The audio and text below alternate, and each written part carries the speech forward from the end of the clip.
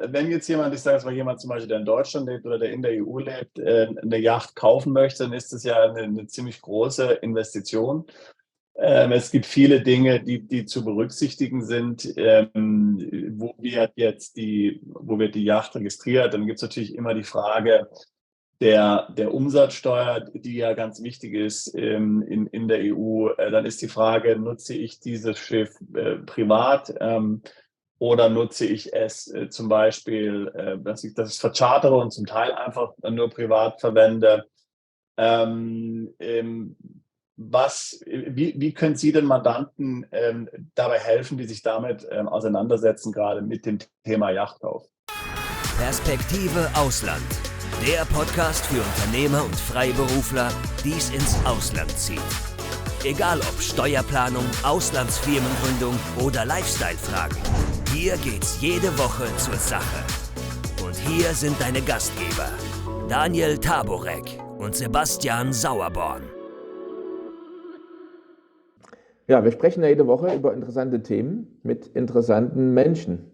Und es sind ja immer wieder interessante Themen, die auch für Unternehmer, Freiberufler, Privatiers interessant sind, die es ins Ausland zieht. Und heute, wie gesagt, ein ganz spezielles Thema. Bald ist ja wieder Frühjahr. Und im Frühjahr oder auch im Sommer, dann zieht es die Fans von Segelbooten und Motoryachts wieder an das Meer. Und dann überlegt der eine oder andere, wenn er das so sieht am Hafen, ich selber wohne ja auch mit Blick auf den Hafen, und wenn man das immer so vor Augen hat, dann überlegt man sich, schlägt man zu, kauft man sich eine Yacht, kauft man sich ein Segelboot oder tauscht man das alte ein und kauft ein größeres. Aber mit diesem ganzen Themenkomplex, da gibt es schon einige Herausforderungen zu beachten, sowohl beim Kauf, vielleicht auch bei Finanzierung oder je nachdem, wo man seinen Wohnsitz auch hat, unterschiedliche steuerliche Aspekte. Und heute haben wir mal einen Experten für Seerecht eingeladen. Wir freuen uns sehr auf das Gespräch. Herr Henning Schwarzkopf, vielleicht stellen Sie sich unseren Zuschauern und Zuhörern einmal selbst kurz vor. Ja, guten Morgen. Vielen Dank nochmal für die Gelegenheit, dass ich mich hier kurz vorstellen darf. Also mein Name ist Henning Schwarzkopf. Ich bin Hamburger, in Hamburg zur Schule gegangen, hier studiert, danach noch in Amerika studiert und ich habe dann mehrere Jahre in Miami gewohnt und für eine deutsche Anwaltskanzlei gearbeitet. Dann kam ein Schlenker über Monaco als Syndikus einer Schweizer Treuhandgesellschaft und dann später wieder zurück nach Hamburg und Südfrankreich.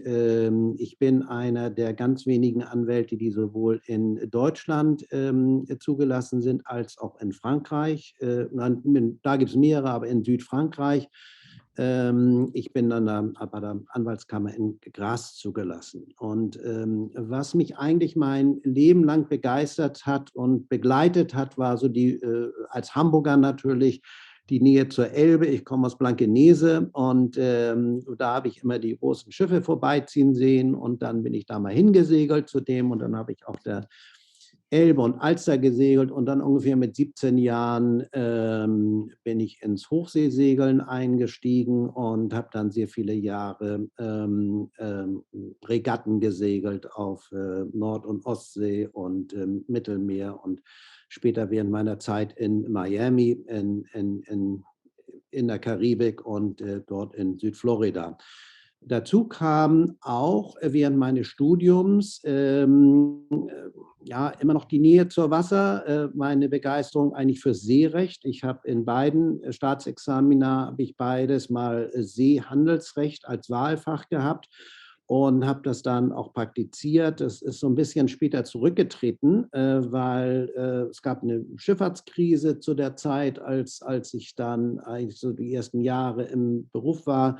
Aber ich habe das dann später weiterverfolgt, dann mehr bezogen auf Yachten, auf die Registrierung von Yachten, auf Verträge mit Yachten, Werftverträge, Crewverträge, Verscharterung und so weiter. Und das habe ich natürlich weitergeführt in meiner Zeit in Monaco und dann seit der Zulassung in Südfrankreich.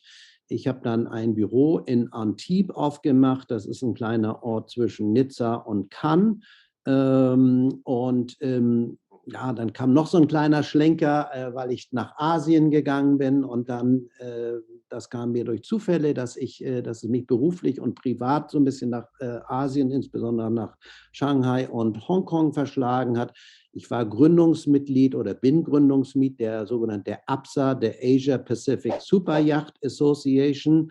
Und habe dann mehrfach Messen und Kontakte zu Yachtmenschen in China und in Fernost gepflegt und aufgenommen.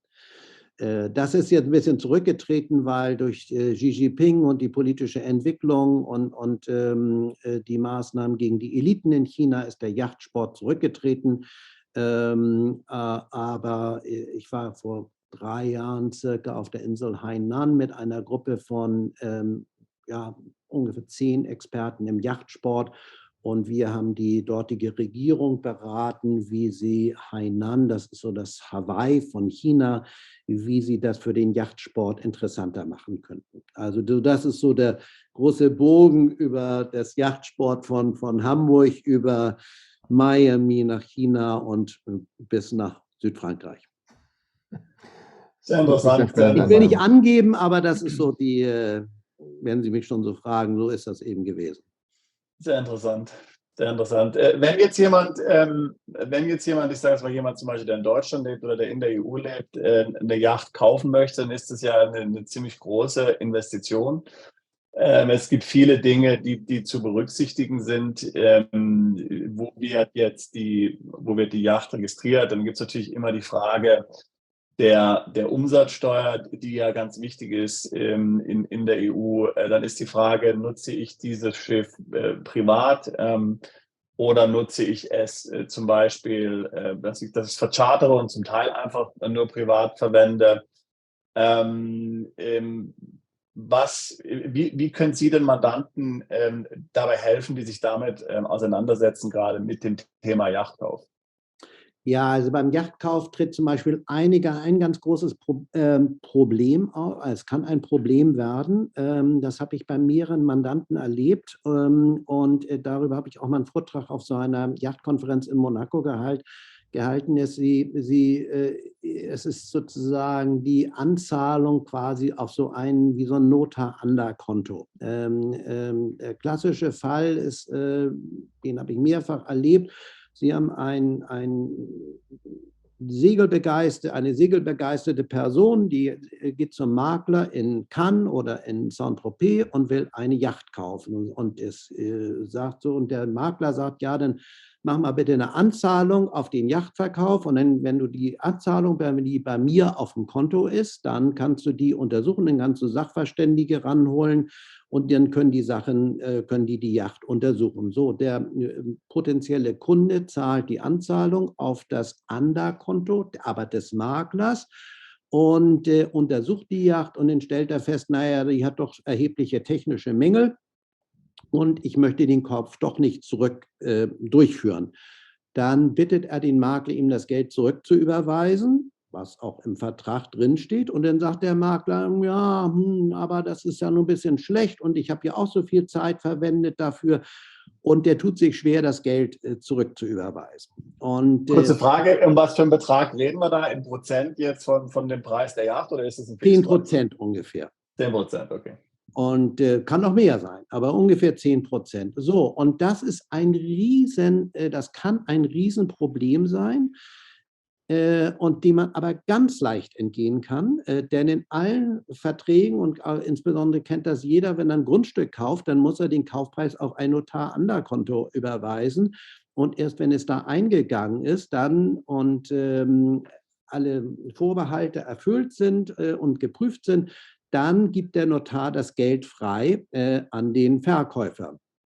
Und komischerweise wird trotz großer Summen, auch wenn Sie eine große Yacht kaufen, die meinetwegen mehrere 100.000 Euro wert sind, sagen die Makler, nein, das ist bei uns ganz anders und wir brauchen das nicht. Und wir haben zwar auch so eine Art Treuhandkonto, aber das ist ja wir sagen nicht, dass es kein unabhängiges Treuhandkonto ist. Das bleibt weiterhin ein Konto des Maklers. Und da kann ich nur wirklich ich habe es mehrfach erlebt, jeden warnen, der eine Yacht kauft im Mittelmeerraum, aber nicht nur im Mittelmeerraum, das passiert wahrscheinlich aus, bei mir sind die meisten dann im Mittelmeerraum, die erwerben dann das Boot und haben dann Schwierigkeiten, die Anzahlung zurückzubekommen. Wenn alles wunderbar läuft und die Yacht entspricht den Versprechungen, dann ist es natürlich kein Problem. Dann wird die Anzahlung natürlich verrechnet mit dem Kaufpreis. Aber man sollte da vorsichtig sein und man sollte sagen, also alles wunderbar, aber das Underkonto möchte ich bitte nicht bei dir führen, lieber Makler, sondern das möchte ich bitte bei einem Rechtsanwalt oder Steuerberater oder wem auch immer,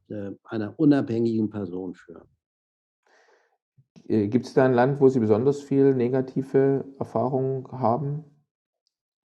Nein, also gehäuft auftritt? ich bin hauptsächlich in Frankreich tätig, einfach weil ich da vor Ort bin und da auch ein gutes Netzwerk habe zu Maklern und zu Leuten und die kommen zu mir. Aber ich habe da auch für Leute, große Makler in Saint-Tropez, die dann da versuchen, das Geld festzuhalten und nicht wieder freizugeben. Und das ist ärgerlich und dann geht es zum Gericht, dann muss man die verklagen und naja, im Endeffekt, das ist so ähnlich wie in Amerika, man klagt immer erstmal und irgendwann einigt man sich dann trotzdem, aber das ist der Ärger, das Geld ist erstmal weg und es hinterliegt irgendwo. Also es wäre so einfach zu sagen, ich habe hier einen Rechtsanwalt, ich will jetzt keine Eigenwerbung betreiben, kann auch meinetwegen jeder andere Anwalt sein, die man sich da aussucht, aber dort möchte ich mein Geld einfach deponieren.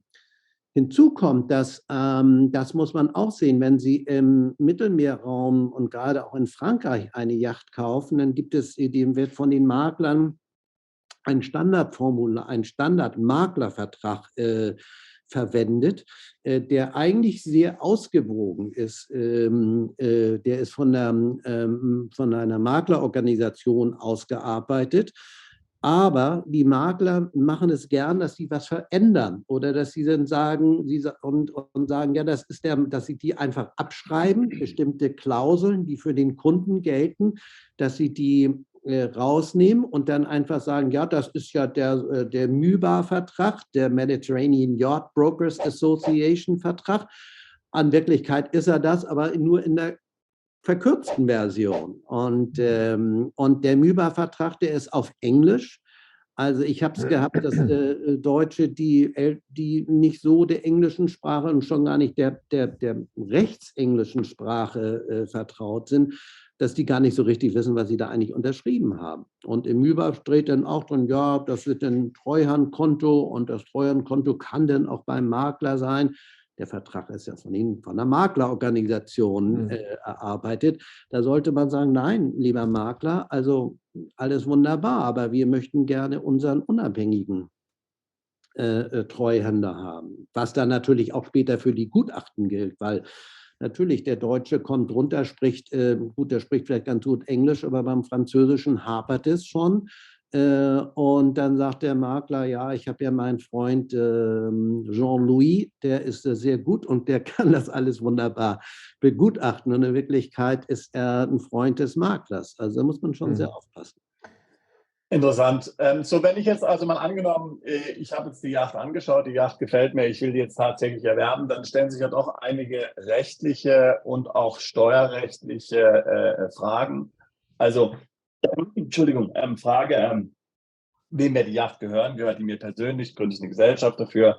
In welchem Land gründe ich die Gesellschaft? Unter welcher Flagge soll diese Yacht fahren? Umsatzsteuer, technische Fragen. Was empfehlen Sie denn dort so Mandanten in der Regel? Welche Lösungen sind da besonders zu empfehlen? Ja, also das hängt natürlich so ein bisschen ab von der Yacht, wie groß die ist und für was die genutzt wird. Also grundsätzlich bin ich der Meinung, man sollte versuchen, man sollte versuchen, so steuerehrlich zu sein wie möglich. Also es gibt dort für eine deutsche Yacht einer Familie, besteht, die sich hauptsächlich in Frankreich oder in Italien bewegt, im EU-Mittelmeerraum eigentlich kein Grund, mit irgendwelchen wilden Flaggen von Marshall Islands oder sowas zu kommen. Das ist eigentlich wenig sinnvoll, weil sie da im Zweifel dann Probleme mit den Behörden in den Häfen haben, die sie dann anlaufen. Also insofern würde ich bei einer Flagge bleiben, die dort ansässig ist. Eine deutsche Flagge ist sehr gut. Und also man muss sagen, grundsätzlich die Yacht ist immer dann, wenn sie sich überwiegend im EU-Raum aufhält, umsatzsteuerpflichtig. Und Umsatzsteuer muss bezahlt werden. Also das nützt nichts. Und man kann natürlich sagen, ja, ich bin aber ein paar Monate, gehe ich dann in die Türkei oder Nordafrika und dann muss man genau sehen, wie lange man da bleibt. Aber das muss man im Einzelfall sehen, wie es geht. Und eigentlich ist es, dass wenn man schon eine Mehrwertsteuer bezahlt, die zahlt man in dem Land, in dem die Yacht in dem die Yacht hauptsächlich liegt, ihren Liegeplatz hat. Also eine Yacht, die meinetwegen eine große Segelyacht, die in Frankreich erworben wird und in Frankreich von einem Deutschen erworben wird, die kann zwar eine deutsche Flagge haben, wird auch im Schiffsregister am Wohnsitz des Eigentümers eingetragen, aber die muss trotzdem ihre Umsatzsteuer in Frankreich bezahlen, weil Frankreich sagt, na, die Yacht ist ja nach Frankreich geliefert und sie können nur die deutsche Umsatzsteuer vermeiden, indem sie die Yacht nach Hamburg segeln oder Bremen oder wo auch, Flensburg oder wo auch immer. Da muss sie einmal in Deutschland sein und dann kann man sagen, so, jetzt führen wir sie nach Deutschland ein, jetzt haben wir die deutsche Mehrwertsteuer. So, aber wenn man sagt, die Yacht, ich will nicht extra durch die Biskaya nach Deutschland segeln, ich will die in Frankreich oder Italien lassen, dann müssen sie dort die Umsatzsteuer bezahlen. Ja, ich sollte vielleicht noch sagen, dass das Thema Umsatzsteuer, wie Sie schon gesagt haben, ja extrem wichtig ist, weil, wie gesagt, wenn man in den Hafen einläuft, irgendwo in der EU, sei es Italien, Malta, Frankreich oder sonst irgendwas, ist es durchaus üblich, dass nach dem Umsatzsteuerzertifikat gefragt wird und dann muss man nachweisen, dass die Umsatzsteuer bezahlt ist. Ja, also von wegen sozusagen, naja, ich kaufe jetzt mir irgendwo die Yacht in der Karibik und dann segle ich dann damit in die EU und dann merkt sowieso keiner. Also das funktioniert nicht. Ja, also die Umsatzsteuer ist bei diesen Fragen ganz essentiell. Ja, also im täglichen Betrieb, sage ich sogar mal, der Yacht extrem wichtig. Ja, also das muss jeder wissen, der dort drüber nachdenkt, sich eine Yacht zu kaufen. Ja, ja, das ist richtig. Ja, genau. Also jetzt ist ja so, also ich meine, was halten Sie denn von dem maltesischen Modell da zur Yachtregistrierung, wo es ja im Grunde möglich ist, dass man sagt, also man gründet eine maltesische Gesellschaft, dann erwirbt die maltesische Gesellschaft letztlich die Yacht und dann wird diese Yacht dann letztlich sowohl privat genutzt, als kann auch verchartert werden. Die maltesische Gesellschaft kann dann per Reverse Charge letztlich die Umsatzsteuer vermeiden, aber der Eigner muss im Grunde dann für die persönliche Nutzung der Yacht Umsatzsteuer an die eigene maltesische Gesellschaft bezahlen. So wird halt dann die Umsatzsteuer gestreckt, ja, über eine gewisse Zeit. Also das ist gut, das Modell ist sehr gut, das maltesische Modell. Und der Eigner muss dann ja natürlich, wenn er dann die Yacht selbst nutzt, muss er ja auch Charter bezahlen an seine Gesellschaft. Genau. Also er muss Charter bezahlen, da zahlt der Umsatzsteuer dann natürlich dann. Naja, denn ich habe gerade so einen Fall im Freundeskreis, da hat ein Freund, der hat eine größere Motoryacht gekauft, die er sonst auch verschartert, die, glaube ich, 10 Gäste aufnehmen kann. Und wenn er sie nutzt, dann muss er eine relativ hohe Charter, also die marktübliche Charter dann bezahlen an seine eigene Gesellschaft. Also das ist schon eine Sache, die man sich überlegen muss. Also man muss ja auch immer sehen, für was die Yacht, also ob die, dann, die fragten auch nach einer Gesellschaft. Also eine Gesellschaft, gut, bei Malta, wenn man das so machen will, ist es sicherlich, kann das sinnvoll sein, aber eine Gesellschaft meines Erachtens lohnt sich auch nur, wenn Sie eine Crew an Bord haben, wenn Sie das nicht selbst besegeln mit Freunden oder sowas. Aber wenn Sie dann eine Crew haben, wenn Sie Angestellte haben, und dort auch die Vorschriften der Seeberufsgenossenschaft haben, die Sie unter einer deutschen Flagge hatten, wenn Sie da Angestellte haben, die sind ja in anderen Ländern sehr viel einfacher und sehr flexibler gehandelt. Und da ist es doch so auch meines Wissens nach, vielleicht können Sie dazu noch was sagen, dass es da in verschiedenen Ländern auch verschiedene Vorschriften gibt, glaube ich, hinsichtlich der Länge, oder? Also wenn die Yacht eine bestimmte Länge überschreitet, dann muss eine Crew hier an Bord letztlich der Yacht sein.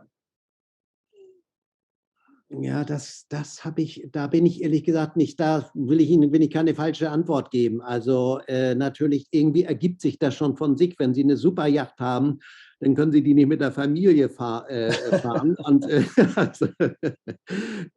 also das ist schon so, der übliche Fall ist schon so, dass man, wenn man so eine Yacht hat, sagen wir mal von 30 Meter Länge, dann haben Sie da auch einen Kapitän und eine Stewardess wahrscheinlich an Bord und vielleicht Maschinen und eine zweite Person, die dann mal Maschinist ist und mal irgendwie an Deck ist und die Leinen annimmt oder sowas. Also das haben sie schon. Andererseits habe ich auch Mandanten, die haben große Segelyachten und die segeln sie, da haben sie dann einen Bootsmann drauf, der dann auch die Überführung nimmt und sonst kommen sie an Bord, wenn sie eine Regatta im Mittelmeer segeln wollen, kommen die mit 20 Leuten an Bord. Also da müssen Sie keine bestimmte Crew mit an Bord haben.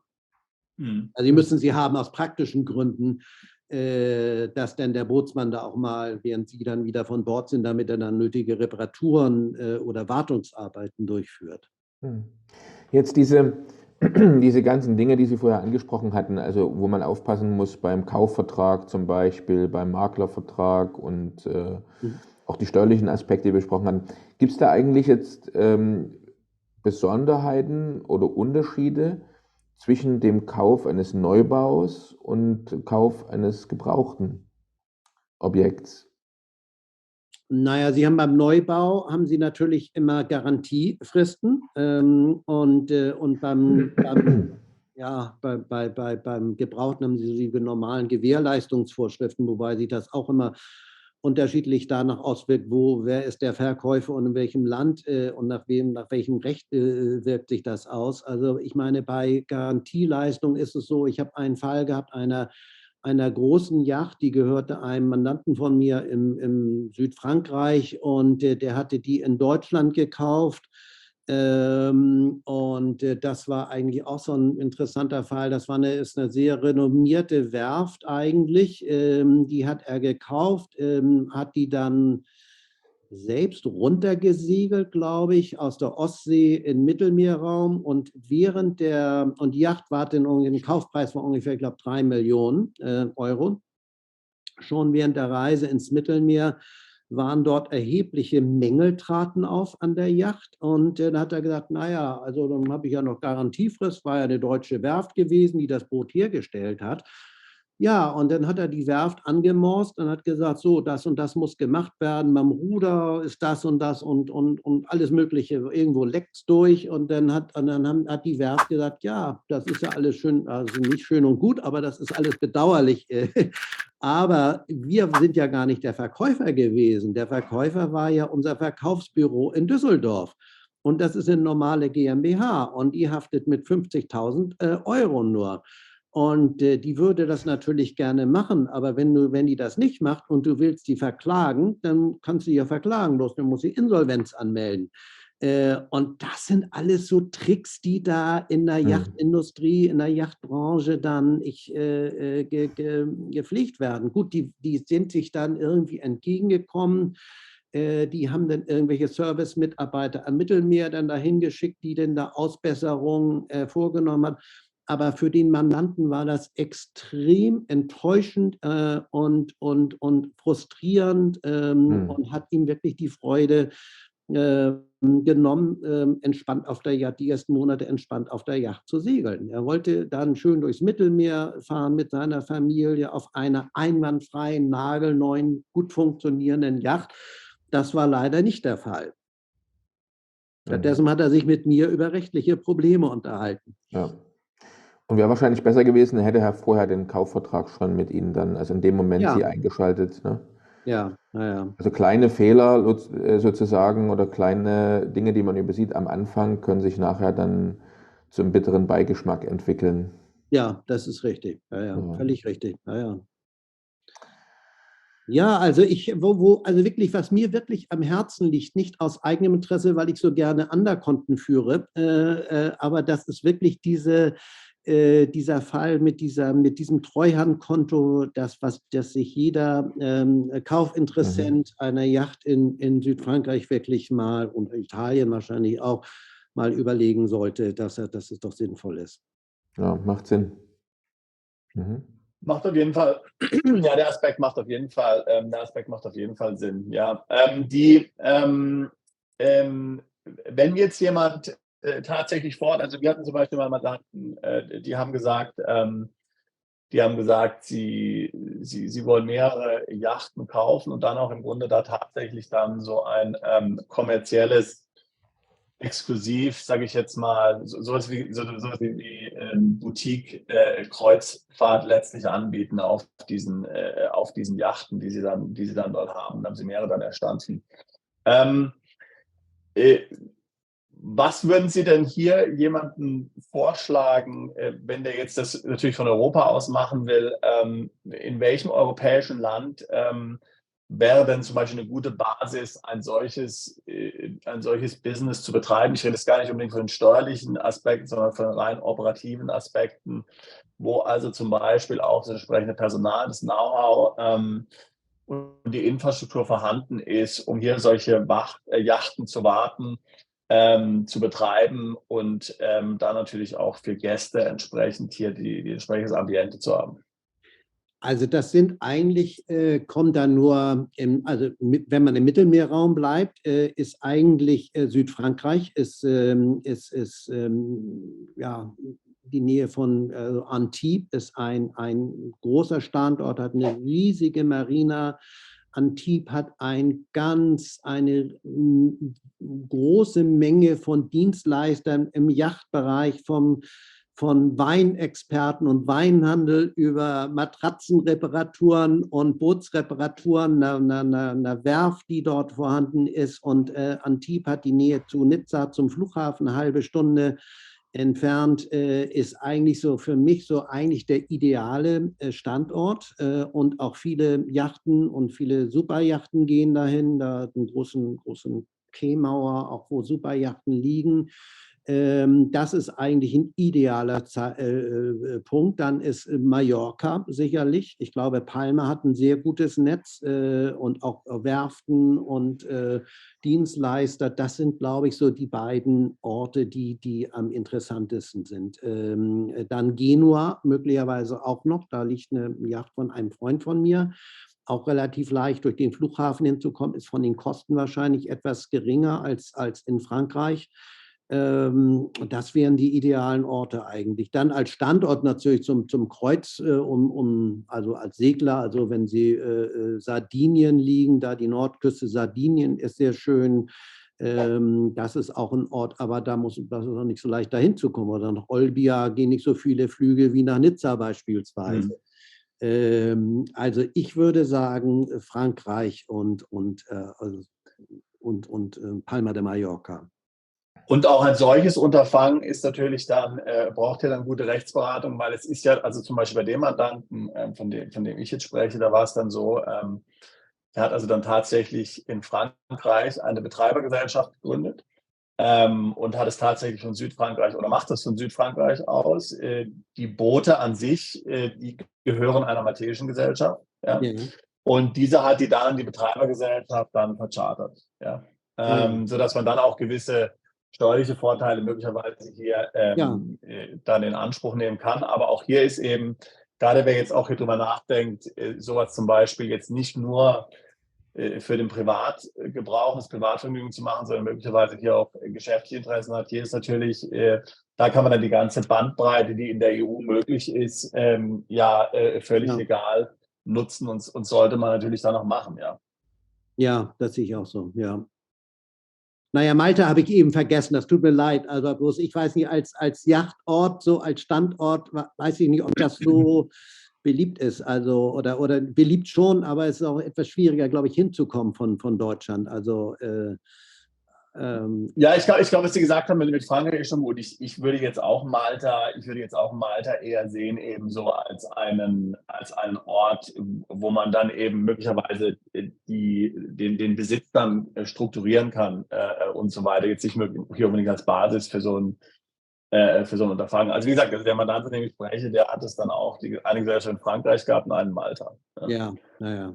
Die dann entsprechend dieses Business entsprechend dann gemacht hat.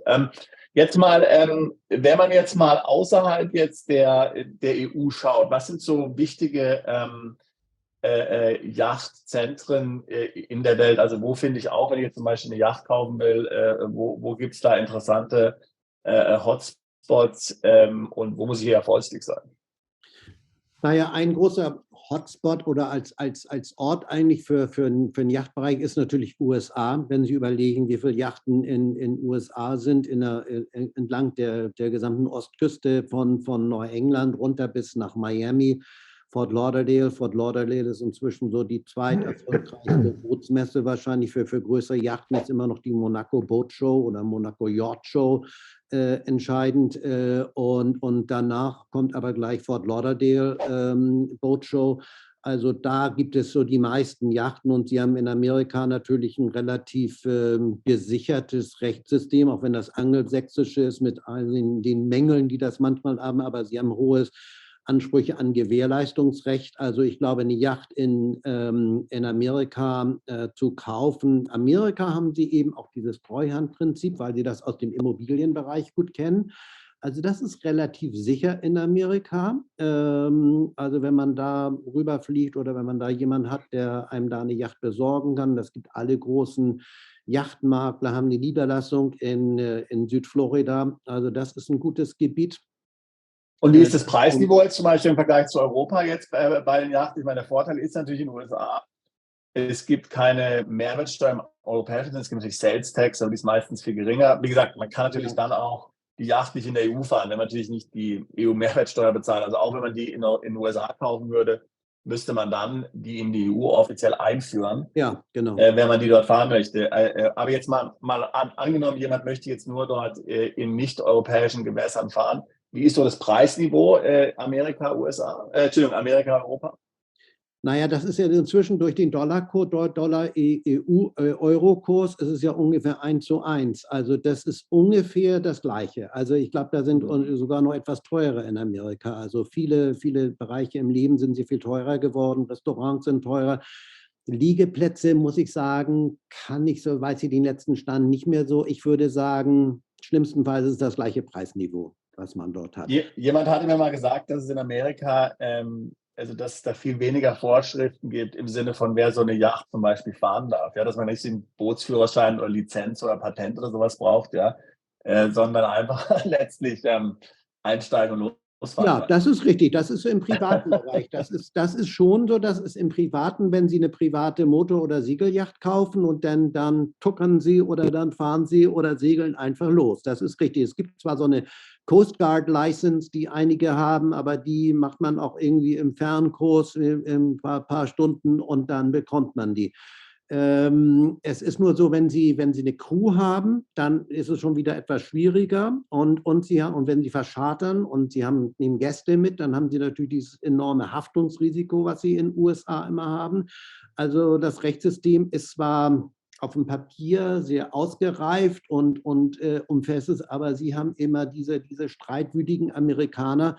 Und wenn Sie da Chartergäste haben aus Florida und Sie fahren auf die Bahamas rüber und dieses berühmte McDonalds-Beispiel, der Kaffee ist zu heiß und das gießen die sich über die Shorts und aufs Knie rauf und verbrennen sich, dann haben Sie da gleich eine Millionenklage sozusagen auf dem Tisch. Also, das weiß ich nicht. Also, aber ich würde sagen, um da eine Yacht zu kaufen oder dann auch die Yacht zu nutzen, sagen wir mal, ich kaufe da eine Yacht in Miami und verbringe die nächsten 3 Jahre in der Karibik oder auf den Bahamas. Ich habe in Miami gelebt, also auf die nächste Bahama-Insel sind es 48 Meilen. Also mit einer Segelyacht segelt man immer die Nacht durch und mit dem Motorboot ist man in 2-3 Stunden da drüben und dann ist man auf den Bahamas und hat dann dieses gesamte diese Inseln alle drumherum und dann kann man natürlich weitergehen, die ganze Karibik runtersegeln. Also was auch interessant ist, ist natürlich dieses Französische. Ich bin relativ aktiv auch auf St. Barth, auf dieser kleinen französischen Insel. Die ist ein Teil von Guadeloupe. Und das ist ja französisches Territorium. Die zahlen dort in Euro. Sie brauchen im Grunde kein Visum. USA sind die Einreisevorschriften immer unangenehm. Das haben sie nicht, wenn sie von Frankfurt nach Martinique über Paris nach Martinique fliegen und gehen da und zahlen in ihren Euros. Also und kaufen auf St. Barth in die Läden und Martinique und Guadeloupe sowieso. Da haben sie französische Supermärkte mit französischem Käse, der da immer eingeflogen wird. Also das hat Da schon. kann doch auch jeder Europäer leben, habe ich gehört. Ja, da braucht man gar kein Visum. Also da kann Nein, jeder hinziehen nein. aus Europa, wenn er wollte. Ja. Das ist so, Das als ist ob praktisch sie wie ein Arrondissement von Frankreich. Ja. Genau. Das ist so, als ob sie nach, was weiß ich, Saint-Tropez oder nach Nizza oder irgendwo hinziehen. Nee. Also, und so wie sieht der asiatische Bereich so aus, wo Sie ja auch sehr beheimatet sind jetzt fürs Thema Yachten? Also da ist sicherlich Thailand interessant und schön. Ich habe einige Freunde, die da gesegelt haben und die sind begeistert. Die sagen, die Leute sind wahnsinnig freundlich, viel freundlicher als in der Karibik zum Beispiel. Also meine Erfahrung in der Karibik ist doch recht hohe Kriminalität, unangenehme Inselbewohner. Also das ist zwar nach außen hin alles so sehr schön, wenn die da so ihre Feste feiern und so, aber das ist doch der Unterschied zwischen Arm und Reich, zwischen den reichen Seglern und der einheimischen Bevölkerung ist dort nicht, ja, es fällt auf und unangenehm auf.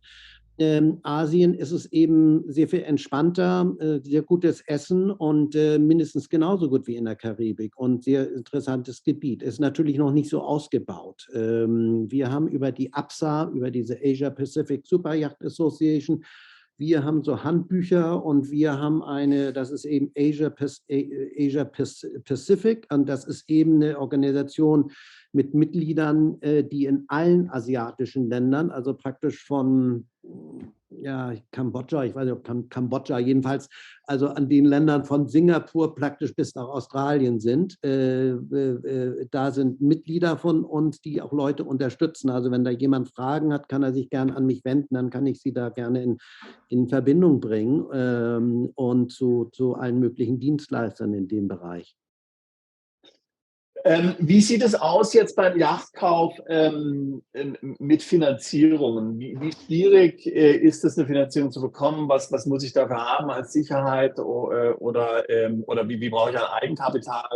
Was für der Loan-to-Value? Wie ist das bei Yachten? Also die Schwierigkeit ist, glaube ich, immer noch bei Yachten ist immer, dass ganz wenige Banken wirklich die Yacht als Sicherung haben. Also die lassen sich sicherlich eine Schiffshypothek eintragen auf die Yacht, aber letztlich wollen die einfach mit dem Verkauf, mit der Verwertung im Grunde nichts zu tun haben, sodass der Kreditnehmer immer noch persönlich haftet mit entweder einer Bürgschaft oder einer Grundschuld auf sein Haus. Also das ist eigentlich nicht möglich, weil die Yacht auch kein Eigentum produziert. Ja gut, sie hat Charter, also größere Yachten haben natürlich Chartereinnahmen, die dann abgetreten werden können. Aber auch da ist es sehr, sehr schwierig, eine Finanzierung zu bekommen, ohne dass es nicht noch persönliche Sicherheiten gibt des Eigentümers, beziehungsweise wenn er eine Gesellschaft hält, dann eben auch des wirtschaftlich Berechtigten der Gesellschaft. Ah ja, okay. Interessant. Also das heißt im Grunde genommen, die Finanzierung, die ist auf jeden Fall, da muss ich was überlegen. Ja, wirklich. Ja. Es gibt ja Leasing-Modelle, die haben sich meines Erachtens nicht so durchgesetzt. Ich glaube, französische Banken sind da recht aktiv, insbesondere wenn die Yacht in Frankreich gebaut worden ist, also Beneteau-Yachten, und die haben, glaube ich, eine Zusammenarbeit mit Banque Paribas oder sowas. Also das ist möglich, aber das ist eben nicht so leicht. Man muss sich dann von seiner Hausbank am besten Kredit holen, den man dann aber anderweitig mit seinem sonstigen Vermögen besichert. Sehr interessant. Und wie sehen Sie jetzt, wie sehen Sie so die Preisstabilität so bei einer Yacht als Wertanlage? Wie ist da der Wertverlust? Ja, der ist recht hoch, würde ich mal sagen. Also es gibt natürlich so einige Yachten, die einen exzellenten Ruf haben. Die Yachtmarke Swan, das ist so diese finnische Yacht, das ist so wie der Rolls-Royce, das ist aber ein exklusives Produkt. Und also der breite Markt, kann ich Ihnen nicht sagen. Bavaria Yachten ist ja so sozusagen die Yacht für den Normalverbraucher. Also ich würde mal schätzen, also 30-40% in den ersten 2 Jahren, also relativ hoher Verlust. Und wie beim Luxusauto, Ja. das ist ja ähnlich dann. Ja. Ja, aber ich meine, letztendlich, hatte mich zur Vorbereitung mal informiert, was zum Beispiel so Tageskosten, also bei so einer Yacht auf 50 Meter Größe, also so eine richtige Luxusjacht, bei wie nennt man das, Ankerkosten zum Beispiel in Europa mittlerweile bei den so Häfen wie Marabella, ich glaube 4.200 € pro Tag, nur damit man seinen Anker wirft. Sollte man vorher seine Finanzen schon geklärt haben, ja? Weil man sonst sich so eine Yacht kauft und dann reicht das Geld nicht mehr, um den Anker zu werfen.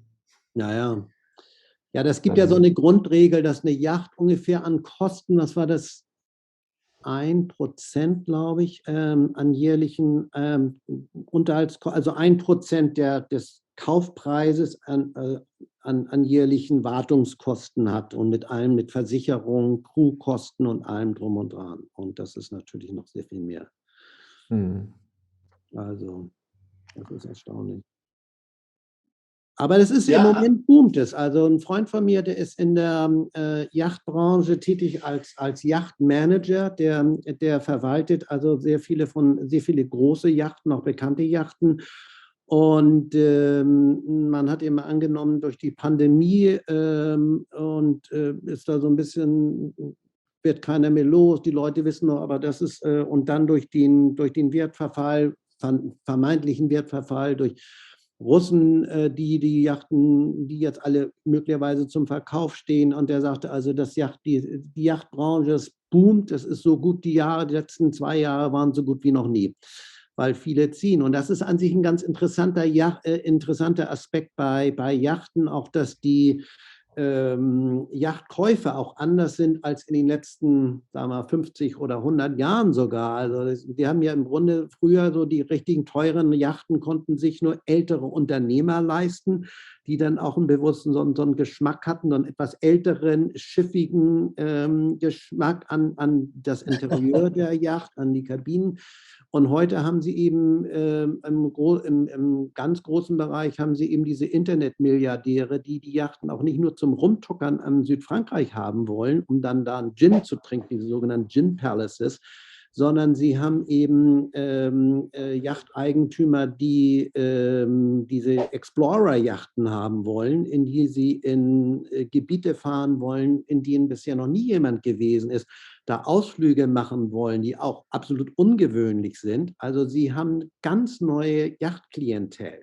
Und die Yachten, wenn Sie sich Neubauten ansehen, die sehen ja eigentlich gar nicht mehr wie eine Yacht von innen aus. Die sehen meines Erachtens manchmal aus wie ein modernes Hotelzimmer, weil die Leute eben das auch nicht mehr, dieses dunkle Mahagoniholz an Bord oder Teakholz innen drin. Also da sind schon interessante Trends im Moment, die da laufen. Ja. Dann ist natürlich ein ganz großer Trend, ganz großes Herausforderung in den nächsten Jahren ist der Antrieb. Wie machen wir das? Machen wir das noch mit Diesel oder ist nicht Wasserstoff oder Elektrojachten? Also ich kenne einige, auch gerade in Monaco, die haben so Elektromotorboote entwickelt. Das ist natürlich nur für kürzere Strecken, aber da wird sich sehr viel tun. Wie wird das in der Zukunft sein? Dürfen die alten Yachten überhaupt noch in die Häfen rein, die nur Diesel tanken?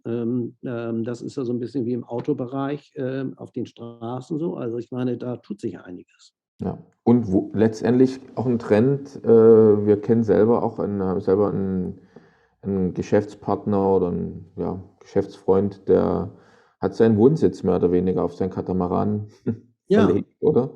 Ist auch eine Sache, die hat es vielleicht schon vor einigen Jahrzehnten eher weniger gegeben und heute durchaus ein Trend. Wohnsitz Ja, Meine Yacht. Ne? naja, klar. Ja. Schön. Also das war wirklich wieder sehr lehrreich mit Ihnen über dieses spannende Thema zu Gerne. sprechen. Und Sehr interessant, ja. haben wieder viel dazu gelernt. Prima, hat mich gefreut. Und wenn Sie Fragen haben zu allen Bereichen, Asien, Südfrankreich, sagen Sie Bescheid. Und eben die Yachten. Ne? Und auch nochmal vielleicht eine Bitte an unsere Zuschauer und Zuhörer. Also wenn Sie Fragen haben, schreiben Sie das unten in die Kommentare auf unserem Kanal und wir kümmern uns dann darum, dass auch solche Fragen noch beantwortet werden können. Prima, jederzeit. Vielen herzlichen Dank, Herr Schwarzkopf, dass Sie bei uns waren. Ich Dann habe wünschen zu wir Ihnen danken. alles Gute. Ja, und wir sehen uns irgendwie am Mittelmeer, offenbar entweder Malta oder Südfrankreich.